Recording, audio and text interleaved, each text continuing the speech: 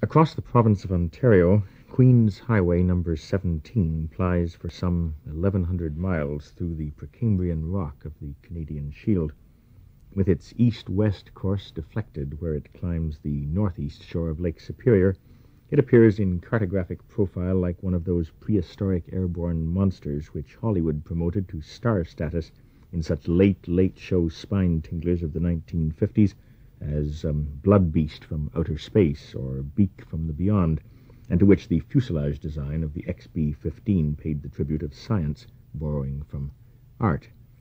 Though its tail feathers tickled the urban outcroppings of Montreal and its beak pecks at the fertile prairie granary of Manitoba, number 17 defines for much of its passage across Ontario the northernmost limit of agrarian settlement, and it's endowed with habitation when at all by fishing villages, mining camps, and timber towns that straddle the highway every 50 miles or so.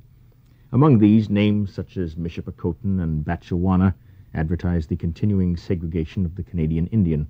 Rossport and Jackfish proclaim the no-nonsense map-making of the early white settlers, and Marathon and Terrace Bay, gem of the North Shore, betray the post-war influx of American capital. Terrace is the Brasilia of Kimberly-Clark's Kleenex Kotex Ontario operation. The layout of these latter towns, set amidst the most beguiling landscape in central North America, rigorously subscribes to that concept of northern town planning which might be defined as 1984 prefab, and to my mind provides the source of so compelling an allegory of the human condition as might well have found its way into the fantasy prose of the late Karel Čapek. Marathon is a timber town of some 2,600 souls, and it clings to the banks of a fjord which indents the coast of Lake Superior. Due to a minor miscalculation by one of the company's engineers as to the probable course of the prevailing winds, the place has been overhung since its inception 2 decades ago with a pulp and paper stench that serves to proclaim the monolithic nature of the town's economy, even as it discourages any supplemental income from the tourist trade. Real estate values, consequently, are relative to one's distance from the plant. At the boardwalk level, the company has located a barracks for unmarried and or itinerant workers. Up a block, hotel, cinema, chapel, and general store. At the next plateau, an assortment of prefabs. Beyond them, at a further elevation, some split levels for the junior execs. And finally, with one more gentle ascent and a hard right turn, a block of paternalistic brick mansions that would be right to home among the more exclusive suburbs of Westchester County, NY. Surely the upward mobility of North American society can scarcely ever have been more persuasively demonstrated. It gives a man something to shoot at, I was assured by one local luminary whose political persuasion as it developed was somewhere to the right of Prince Metternich. A few hundred yards beyond Presidential Row, a bulldozed trail leads to the smog-free top of the fjord, but from this approach one is held at bay by a padlocked gate bearing a sign from which, in the manner of those reassuring marquees that used to decorate the boarding ramps of Pan American Airways, one learns that your company has now had 165 accident-free workdays, and that access to the top is prohibited. Up there, on that crest, beyond the stench, one can see the 2 indispensable features of any thriving timber town, its log chute breaking bush back through that trackless terrain, if I may coin a phrase, and an antenna for the low-power relay system of the Canadian Broadcasting Corporation. These relay outlets, with their radius of 3 or 4 miles, serve only the immediate area of each community. As one drives along number 17, encountering them every hour or so, they constitute the surest evidence that the outside, as we northerners like to call it, is with us still. In the outpost communities, the CBC's culture pitch, Boulez is very big in Batchewana, is supplemented by local programming, which, in the traditions of commercial radio everywhere, leans toward a formula of news on the hour and 55 minutes of the pop picks from Billboard magazine. This happy ambivalence made my last trip along 17 noteworthy, for at that time, climbing fast on all the charts and featured hard upon the hour by most DJs was an item called Who Am I? The singer was Petula Clark, the composer and conductor, Tony Hatch. Buildings reach up to the sky. The traffic thunders on the busy street. Pavement slips beneath my feet. I walk alone and wonder, who am I? I contrived to match my driving speed to the distance between relay outlets, came to hear it most hours, and in the end to know it, if not better than the soloist, at least as well, perhaps, as most of the sidemen who were booked for the date. After several hundred miles of this exposure, I checked into the hotel at Marathon and made plans to contemplate Petula. To wake up in the morning and find everything has changed, and all the people that I meet don't wear a frown. But every day is just the same. I'm chasing rainbows in the rain. All the dreams that I believe in let me down. Who Am I was the fourth in a remarkable series of songs which established the American career of Petula Clark. Released in 1966 and preceded the year before by Sign of the Times and My Love, it laid to rest any uncharitable notion that her success with the ubiquitous Downtown of 1964 was a fluke. Moreover, this quartet of hits was designed to convey the idea that, bound as she might be by limitations of timbre and range, she would not accept any corresponding restrictions of theme and sentiment. Each of the four songs details an adjacent plateau of experience, the 23 months separating the release dates of Downtown and Who Am I being but a modest acceleration of the American teenager's precipitous scramble from the parental nest. And Pet Clark is in many ways the complete synthesis of this experience. At 34, with two children, with three distinct careers, in the 40s she was the British cinema's anticipation of Annette Funicello, and a decade later a subdued chanteuse in Paris Nighteries, and with a voice, figure, and at a respectable distance face that betray few of the ravages of this experiential sequence, she is pop music's most persuasive embodiment of the Gidget syndrome. Her audience is large, constant, and possessed of an enthusiasm which transcends the generations. One recent visitor from the Netherlands, a gentleman in his 60s who had previously assured me that American pop trends were the corrupting inspiration behind last summer's Provo riots in that country, became impaled upon his grandchildren's enthusiasm for My Love. He said it called to mind the spirit of congregational singing in the Dutch Reformed Church, and asked to hear it once again. Petula minimizes the emotional metamorphosis implicit in these songs, extracting from the text of each the same message of detachment and sexual circumspection. Downtown, that intoxicated adolescent daydream, things will be great when you're downtown. Don't wait a minute, for downtown, everything's waiting for you, is, as she tells it, but a step from My Love, that vigorous essay in self-advertisement. My love is warmer than the warmest sunshine, softer than a sigh. My love is deeper than the deepest ocean, wider than the sky. And from the reconciliatory concession of Sign of the Times, I'll never understand the way you treated me, but when I hold your hand, I know you couldn't be the way you used to be. The sequence of events implicit in these songs is sufficiently ambiguous as to allow the audience dipping in privileges. It's entirely possible to start with Who Am I, as I did, and sample Downtown later at one's leisure. But a well-ordered career in pop music should be conceived like the dramatis personae of soap opera. Dipping into the secret storm once every semester should tell you all you really need to know about how things are working out for Amy Ames. And similarly, the title, tempo, and tonal range of a performer's hit should observe a certain bibliographic progression.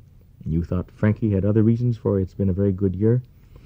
I'm inclined to suspect that had the sequence of her songs been reversed, Petula's American reputation might not have gained momentum quite so easily. There's an inevitability about that quartet, with its relentless on-pressing to the experiences of adulthood or reasonable facsimile thereof, and to a teenage audience whose social sexual awareness dovetailed with their release date. Petula, in her well-turned-out gidgetry, would provide gratifying reassurance of post-adolescent survival. To her more mature public, she's a comfort of another kind. Everything about her on-stage, on-mic manner belies the aggressive proclamations of the lyrics. Face, figure, discreet gyrations, but above all that voice, fiercely loyal to its one great octave, indulging none but the most circumspect slides and filigree, vibrato so tight and fast as to be non-existent, none of that "here comes the fermata, so hold on" tremolando, with which her nibs Georgie Gibbs grated like squeaky chalk upon the exposed nerves of my generation. Petula panders to the wishful thinking of the older set that style be hanged, modesty prevails. Leave the child be, Ma, just a touch of prickly heat.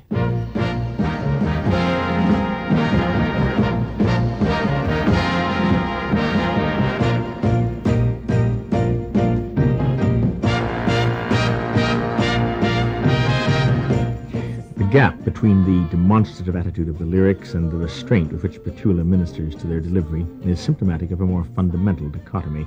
Each of the songs contrived for her by Tony Hatch emphasizes some aspect of that discrepancy between an adolescent's short-term need to rebel and long-range readiness to conform. In each, the score pointedly contradicts that broad streak of self-indulgence that permeates the lyrics. The harmonic attitude is at all times hymnal, upright, and relentlessly diatonic.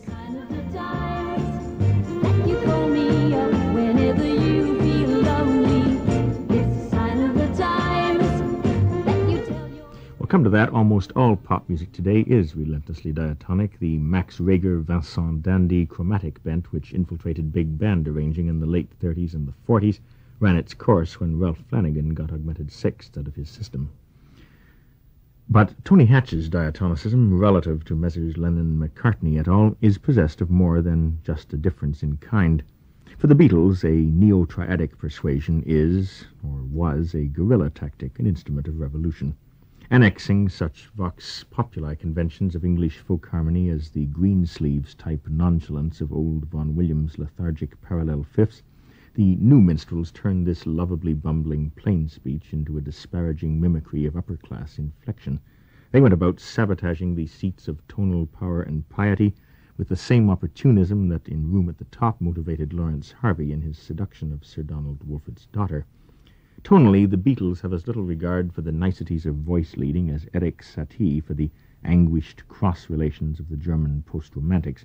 Theirs is a happy, cocky, belligerently resourceless brand of harmonic primitivism.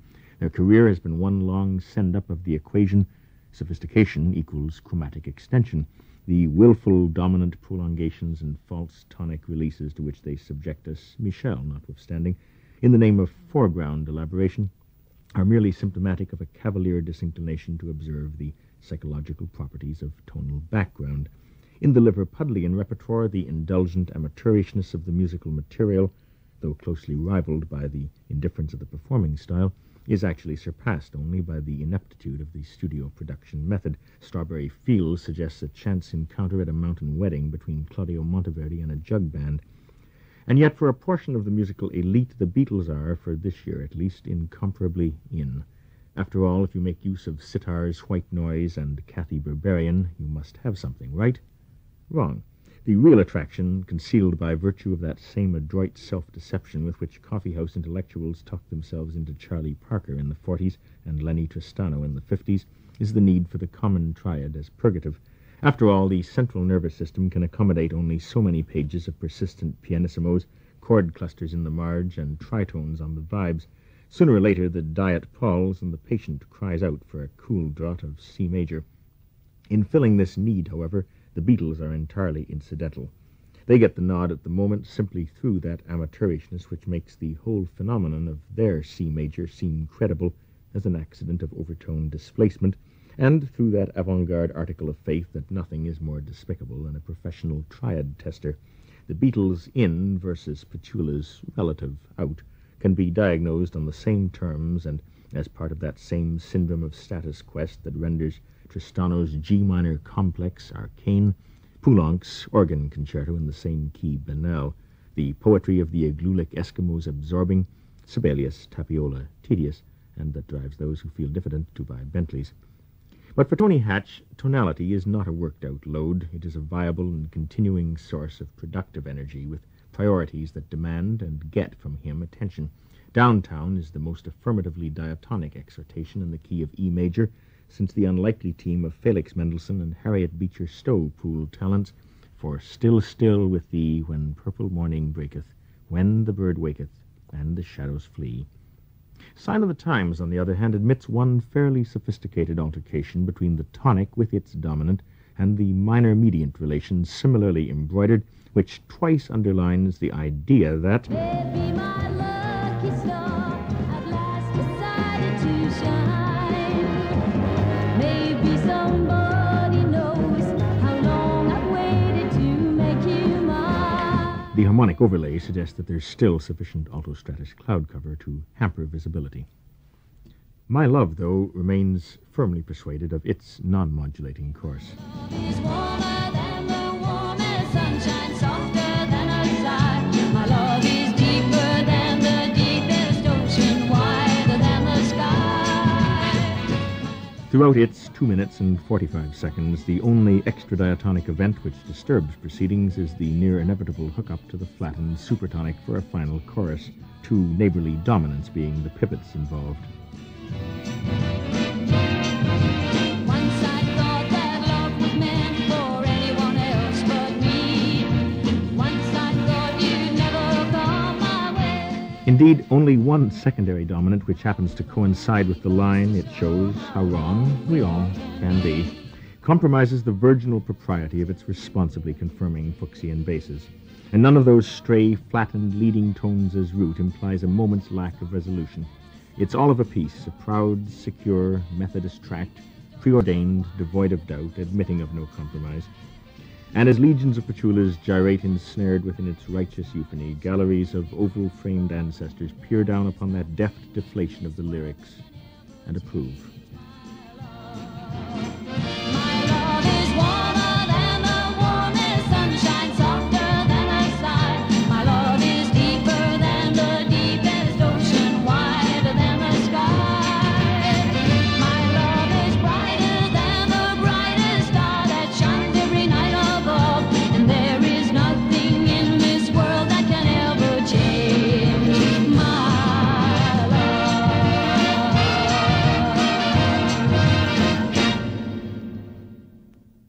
After the prevailing euphoria of the three songs which preceded it, Who Am I reads like a document of despair. It catalogues those symptoms of disenchantment and ennui which inevitably scuttle a trajectory of emotional escalation such as bound that trilogy together. The singer's downtown-based confidence in the therapeutic effect of noise, hurry, and bright lights has been shattered. Those alluring asphalt canyons which promised an escape from that life which is making you lonely have exacted a high price for their gift of anonymity. For though she's now found a place where buildings reach up to the sky, where traffic thunders on the busy street, where pavement slips beneath my feet, she continues to walk alone and wonder, who am I? Clearly, it's a question of identity crisis, vertiginous and claustrophobic, induced through the traumatic experience of a metropolitan environment and quite possibly aggravated by sore feet. There is, of course, the inevitable apotheosis, complete with falsetto C, on behalf of the restorative therapy of amour. But I have something else entirely free, the love of someone close to me, and to question such good fortune, who am I? Yet the prevailing dysphoria of that existentially questing title is not to be routed by so conventional and half-hearted an appendage. Motivically, Who Am I plays a similar game of reverse downtownism. The principal motivic cell unit of that ebullient lead consisted of the interval of a minor third plus a major second, alternating upon occasion with a major third followed by a minor second. In Downtown, the composite of either of these figures, the perfect fourth, became the title motive, and the figures themselves were elongated by reiterated notes. When you're alone and life is shuffled by commas, downtown where, to help I pretty how can, and constantly elaborated by the sort of free diatonic transpositioning which seems entirely consistent with the improvisatory fantasies of youth. Guide them along, so maybe I'll see you there. We can forget all our troubles, forget all our cares. So go down. In Who Am I, however, the same motive, though introduced and occasionally relieved by scale-step passages, the buildings reach up to the sky, is most often locked into a diatonic spiral, the notes FEC, CAG serving to underline. I walk alone and wonder, who am I? Furthermore, the bass line at this moment is engaged with the notes D, G, E, and GEA, a vertical synchronization of which would imply a harmonic composite of the title motive. Now, admittedly, such Schoenbergian jargon must be charily applied to the carefree creations of the pop scene. At all costs, one must avoid those more formidable precepts of Princetonian babbitry, such as pitch class, which, since they have not yet forged the Hudson unchallenged, can scarcely be expected to have plied the Atlantic and to have taken Walthamstow Studio without a fight. Nevertheless, Downtown and Who Am I clearly represent two sides of the same much-minted coin. The infectious enthusiasm of the downtown motive encounters its obverse in the somnambulistic systematization of the Who Am I symbol, a unit perfectly adapted to the tenor of mindless confidence and the tone of slurred articulation with which Petula evokes the interminable mid-morning coffee hour laments of all the secret sippers of suburbia. I long to wake up in the morning and find everything has changed, and all the people that I meet don't wear a frown. But every day is just the same. I'm chasing rainbows in the rain. All the dreams that I believe in let me down. Strictly speaking, the idea of suburbia is meaningless within the context of Marathon. From waterfront to Presidential Row is but 5 blocks, and beyond that elevation one can pick out only 2 symbols of urban periphery, the Peninsula Golf and Country Club, no trespassing, keep off the grass, beware the dog, and as summer alternative, a small pond cared for by a local service club in lieu of the fjord, which was long ago rendered unfit for swimming. Both are well within range of the transmitter, though its power rapidly declines as one passes beyond the Country Club towards the highway, and consequently, whether via transistor or foyer PA, one remains exposed to the same single-channel news and music menu. The problem for citizens of Marathon is that, however tacitly, a preoccupation with escalation and a concern with subsequent decline effectively cancel each other out. And the result, despite the conscientious stratification of the town, is a curiously compromised emotional unilaterality. There are, of course, other ways to plan a town. Terrace Bay was designed 2 years after Marathon and apparently profited by the miscalculations which plagued its eastern neighbor. Wind direction, predominantly norwesterly, was carefully plotted and the plant accordingly located to the north and east of the settlement. The town was designed around a shopping plaza and set on level ground 200 feet above Lake Superior. The executives were encouraged to locate like den mothers, 1 to each prefab block. Coddling the men don't work, Prince Metternich assured me, just robs them of incentive. I resolved to have a look and set off at dusk for the gem of the North Shore. Number 17, patrolled at night, affords a remarkable auditory experience. The height of land in northern Ontario, a modest 2,000 feet, is attained immediately north of Lake Superior. From beyond that point, all water flows toward Hudson's Bay and ultimately the Arctic Sea. Traversing that promontory after sundown, one discovers an astounding clarity of AM reception. All the accents of the continent are spread across the band, and as one twiddles the dial to reap the diversity of that encounter, the day's auditory impressions with their hypnotic insularity recede, then re-emerge as part of a balanced and resilient perspective. This is London, calling in the North American service of the BBC. Here is the news read by... And it's 46 chilly degrees in Grand Bend. Say there, Dad, if it's time for that second car you've been promising the little woman, how's about checking the bargains down at... Et maintenant, la symphonie numéro 42, quelque 720 de Mozart, joué par... Okay, chickadees, here's the one you've been asking for, and tonight it's specially dedicated to Paul from Doris, to Marianne from a secret admirer, and to all the men in special detention detail out at the Institute, from Big Bertha and the gals of the MS Vagabond, riding at anchor just a cozy quarter-mile beyond the international limit, Pet Clark with that question we've all been asking. I walk alone and wonder, who am I?